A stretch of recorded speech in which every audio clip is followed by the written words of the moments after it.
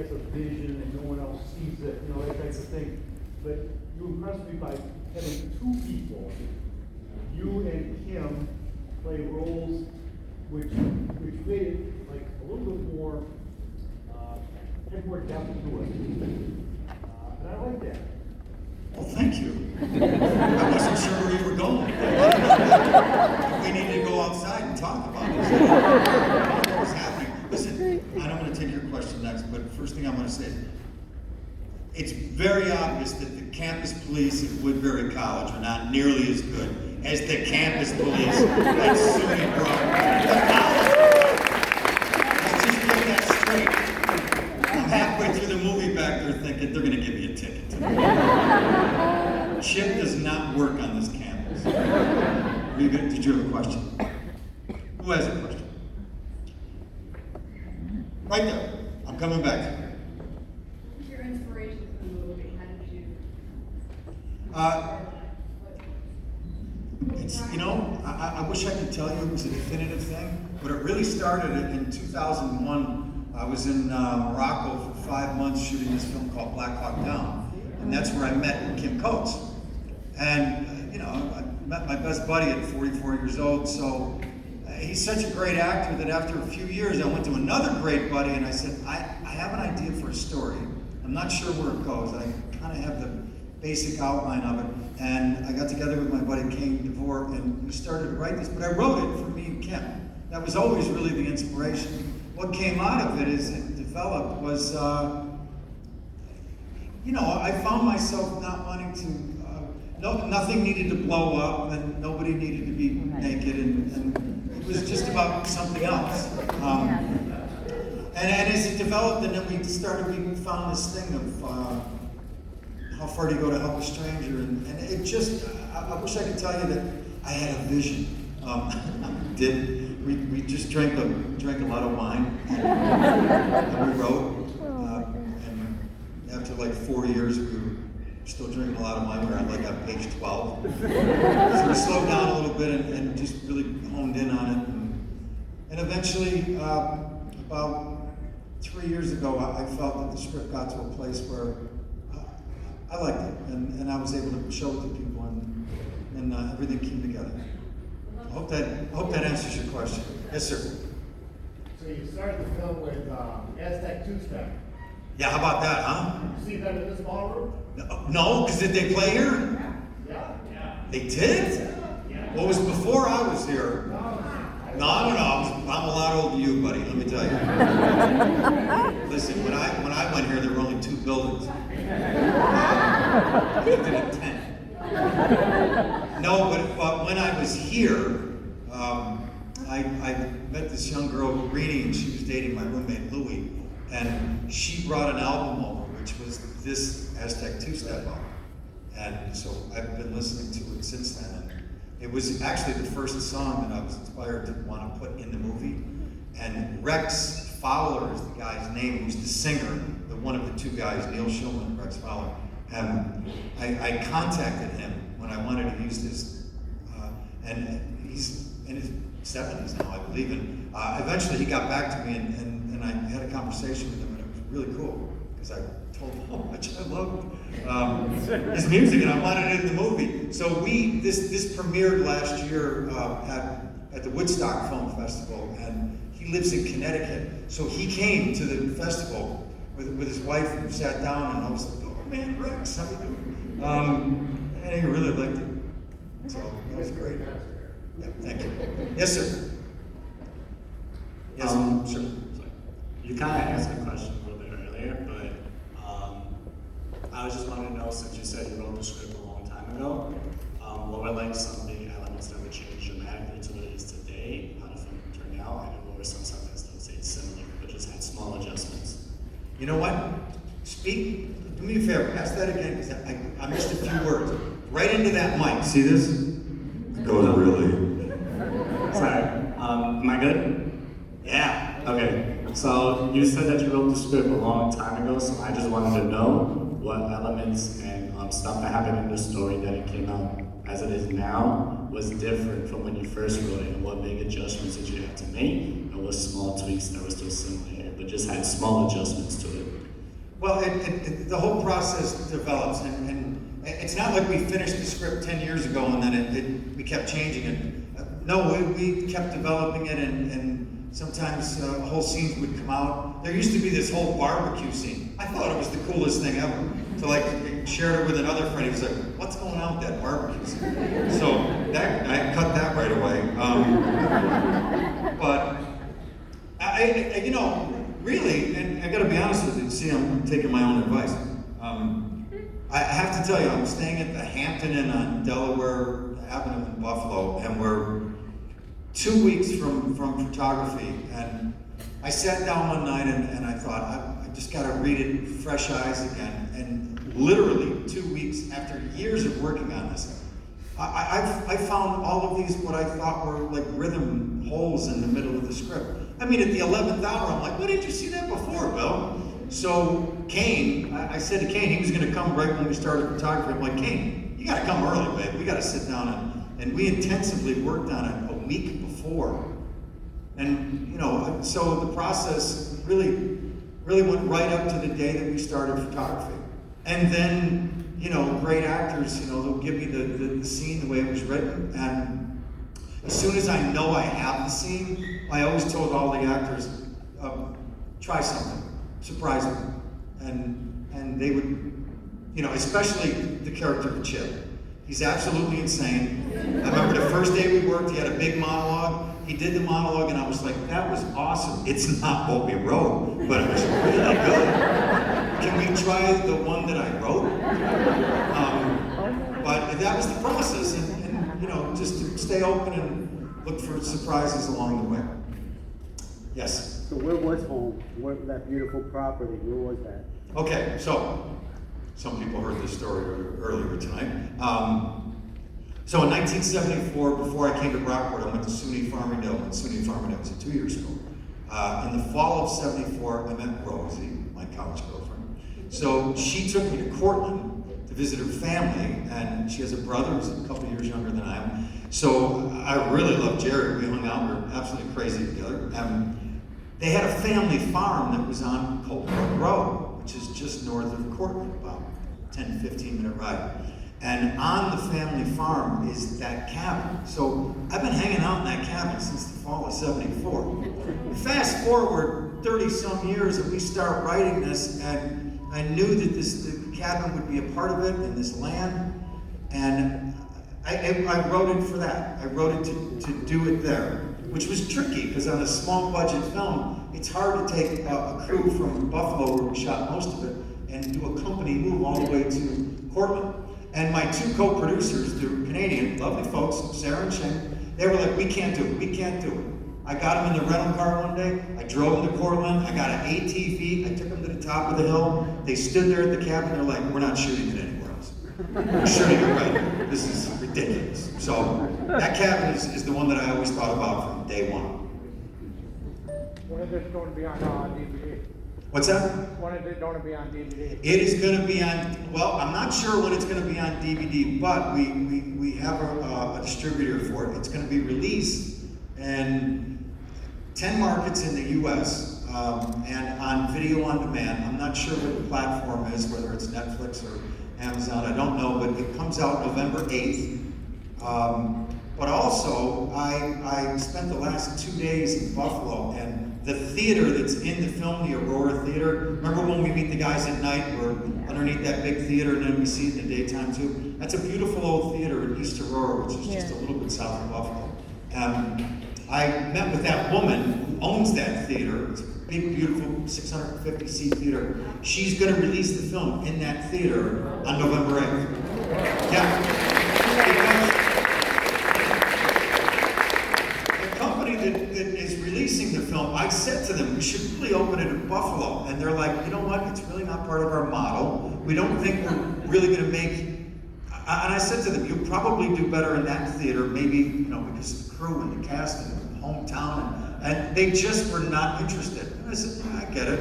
And like a month went by, and about a month ago, I wrote them a letter and I said, "Listen, I can't let this go. It's like a little bit of a dream come true."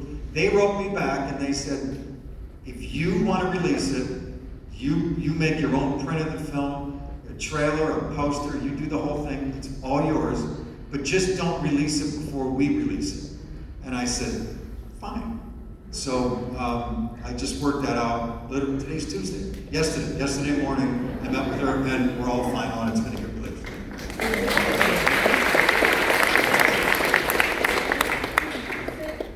Kim is your best friend, and I was wondering if the friendship that you had in the film reflects the friendship you have with him. And I was wondering if you ever played paintball in real life. Yeah, the question is, does my friendship with Kim reflect the friendship that we have in the film? I'm not talking to Kim anymore. No, it's over, because he's way too good looking in this film. I tell him that all the time. You know, part of the reason, I don't think, I've done 50 films in my life, and I've played and had friendships in movies and that, but I honestly believe this. And I have to tell you, I was about 3 months into editing, where one day I literally picked up the phone and I called him and I said, Coatsy, you can't make up what you and I do in this. You can't rehearse it.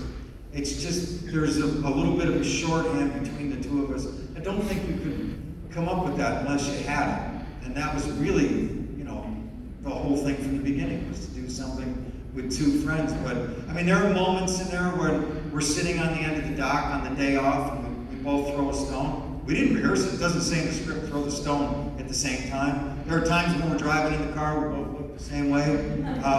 None of that's rehearsed, but I kept finding that stuff in the edit room, and I'm like, well, that's why we did it. So yes, it very much reflects the friendship. Yes? You know, the casting was wonderful. And I wanted to know if you did that yourself. The fellow who played Gil, I actually brought tears to my eyes because he did such a good job. Did you do your own casting? Well, I did have, I had help, but I did have people in mind.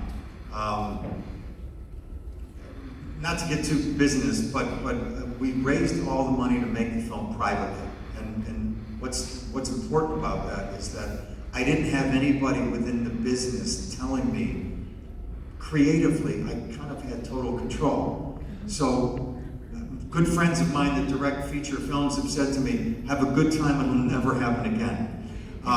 But I was able to hire the people that I wanted to hire. And I had people like Harold and Brad in mind. I always knew it was going to be Kim. The school teacher in the beginning has that whole monologue in the museum with the little boy. Her name is Charlene Amoya. She's from Buffalo. Louis Mastillo, who plays the county clerk, great character actor. He's from Buffalo. So to save money, I called up Louis and Charlene and I said, hey, are you guys visiting your family this summer? I swear to God. And they were like, when do you want us to visit them? I'm like, can you visit them on July 18th? And just be free between like 10 and 3? And that's what happened. So they came back with a lot of goodwill and a lot of love. But I will tell you one little story about the two wives, Mary Lynn Rice Cup and Robin Weiger. We were already shooting the film. I had about a week before the first scenes came up with the two wives. And I kept putting offers out to actresses, really great actresses. But the problem that I had was that most of the actresses I was looking for, they had kids in it. It was the summertime. And I got lovely letters back from incredible actresses, 4 or 5 letters that said, thank you so much for thinking of me, but we're on a family vacation, or it's the school break, we got a family reunion or something. So I went back to the hotel in Buffalo and I said to Kimmy, my wife Kimmy plays Vicky the waitress, you know, and yeah, I love that. Like 3 months before we started shooting, Kimmy looks at me, she goes, I'm in the movie, right? I'm like, absolutely. You are for sure. She's like, I played one of the wives. I'm like, stop. Just stop right there. So I'm in the hotel and I said to my Kimmy, I'm like, I don't know what to do. I mean, I've put offers out to actresses. I can't get anybody that wants to do it. She took the little hotel stationery in the Westin in Buffalo, because Kimmy watches everything. I watch NASCAR. She watches She's just so current on what's going on. She wrote 2 lists, one for the character of Rachel, one for the character of Marianne, and the 2 names that were at the top of each list, Mary Lynn was one, Robin was the other one, and I knew them, but I didn't really know them, and I'd never worked with them. She just told me, listen, it's the 11th hour, and you have to trust me on this. These are the actresses to play these parts. So I called our casting director, Matthew, in New York City, and I said, Matthew, here are the 2 names, put the offer out, and within 24 hours, they both said yes. They showed up a couple of days after that, and I had my 2, the cast was complete. A couple more. Yes. Hi. Hi. Okay, I'll be honest, I'm very nervous, but No. I'm also. I'm standing up here. What are you talking about?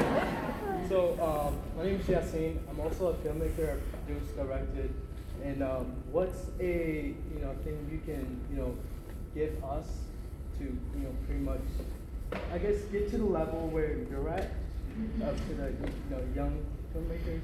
Change your major to criminal justice. I'm telling you right now, I know what I'm talking about. No, here's the deal, and I really mean this, whether you wanted to make films or whatever you want to do. I mean, I came to Brockport, I was a criminal justice major. I had an incredibly influential teacher in an improv class, and really inspired me, and that's really what it's all about.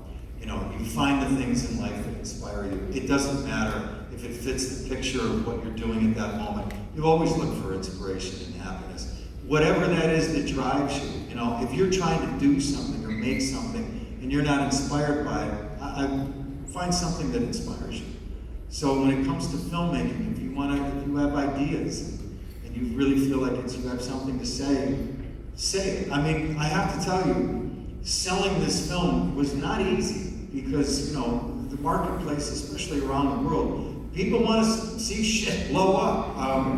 They want to hear people swear and things get a little crazy. And now you get, 2 guys that are like, who should we tell? Believe me, I had a friend of mine I had lunch with a week ago, a producer. He saw the film, he sat down, he looked me straight in the eye and he was like, why would you make that movie? I said, really, I'm not going to have lunch with him anytime soon. I think you know what I'm talking about. It just, it's all inspiration. Everything. I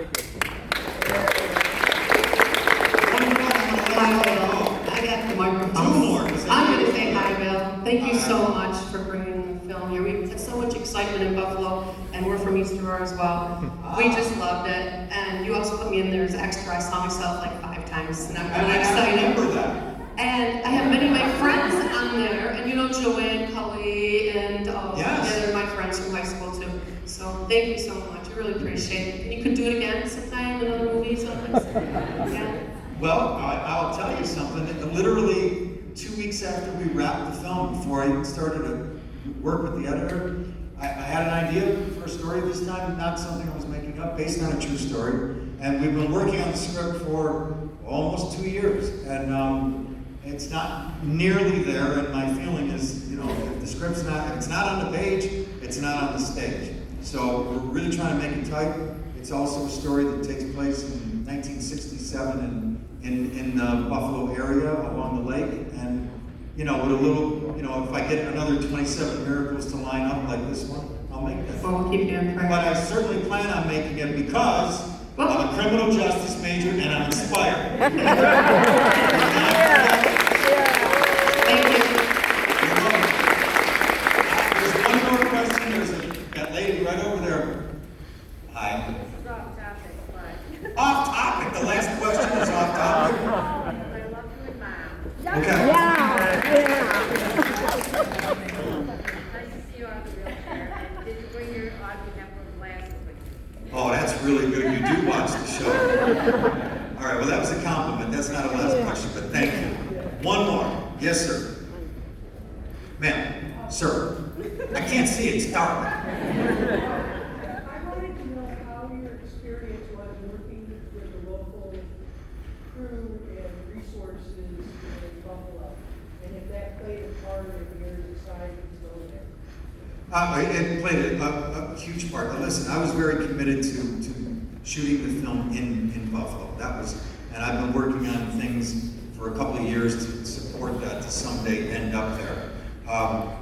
There were certain crew members we had to get from out of town, but a lot of the people that we had to get, we had to hire local. And when we made the film, even 2 years ago, there wasn't nearly the sort of crew base that there is today. I'll tell you this much, the 8 or 9 main actors in the film, I knew who they were, and a lot of them were coming from LA, but I had to hire 22 or 23 speaking roles of actors that were from Western New York.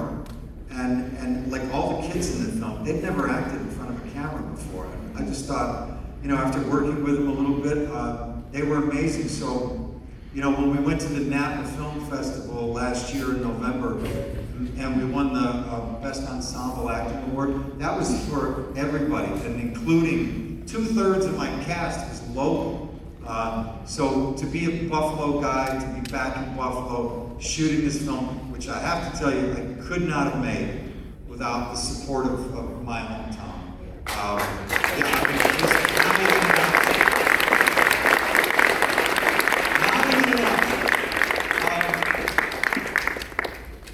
Do you know the president? She's my friend, and she's right here. You might be a Buffalo guy, but you're a Brockport guy through and through. That's right. So delighted that you're coming here to share your absolute majesty with us, to share your artistry with us, and to share your good stories with us as well. Your inspiration is clear. Start with criminal justice, take a prom class, and the world will open up to you.